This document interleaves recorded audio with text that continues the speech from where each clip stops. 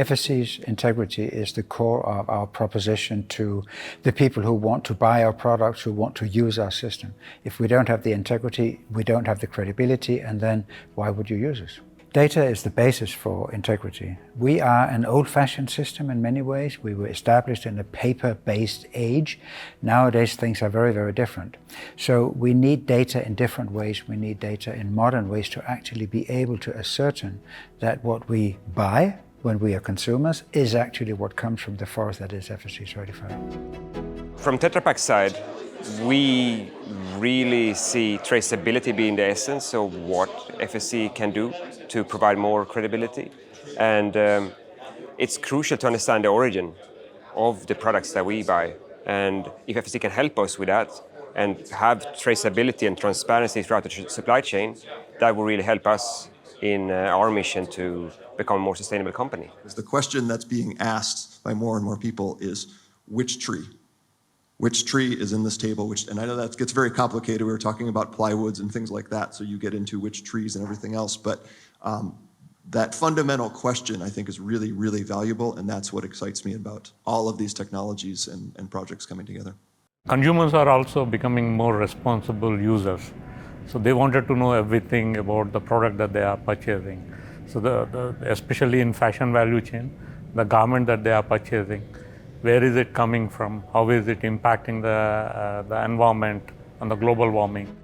We hear again and again from our members that they want to be sure that the system they are using and relying on is actually able to tell consumers that it is credible what consumers are buying, that we have that integrity in our system.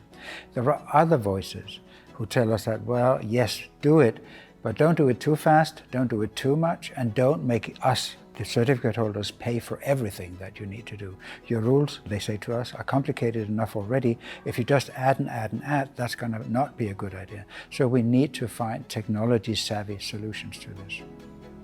My question is about getting small and community forests, especially in developing countries, involved. And if there's, I'm sure you've thought about this, but is there a plan to financially and technologically support those communities? It's not a large volume coming into the system, but it's the interesting stories that people want to hear. Estamos convencidos que ese es el futuro.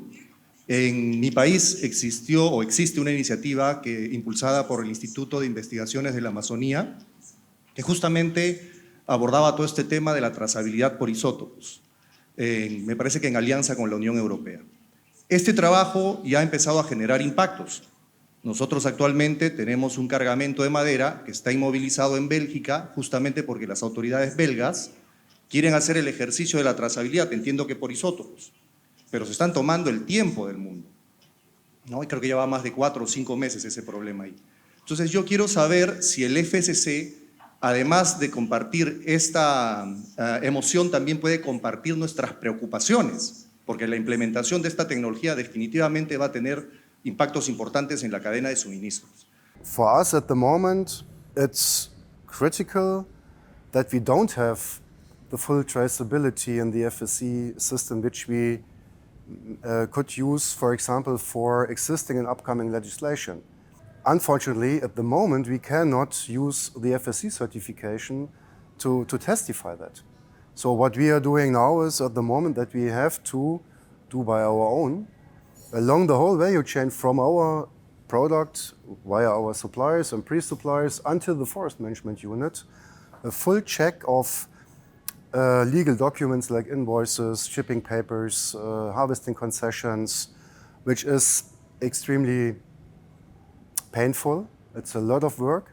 FSC should help us as a system user to get that information easily out. Having data will help our certificate holders comply with government regulation that's getting stronger and stronger, also climate investors and other impact investor needs, also what buyers in the market are expecting. So if we have the data and can provide that to certificate holders, then it'll be much easier for them to act in a world that is increasingly demanding exactly that. We often have questions that really revolve around, if you can't determine the granularity to, let's say, 6 kilometers, then this technology has no value. We've had this several times before. But the fact is that from the 15 years experience we've had, the declarations which we discovered to be wrong are not 6 kilometers, they're whole countries. And huge quantity of timber is shipped around with completely erroneous origin declarations. I think there's a hierarchy of problems to be solved. And hierarchy is starting with people who are literally making up complete false declarations is probably where we're going to be hitting in for the next 5 years. And my own view, as I was saying before, I do think that the solution to this is going to be multiple technologies. The outlook for our data for system integrity is that there will be more and more and more. We're currently working on several different technologies. There will be much more of that in the future. We have some solutions, we don't have them all, but there will be more, and this will be extremely important for us as an organization to be relevant also in the future.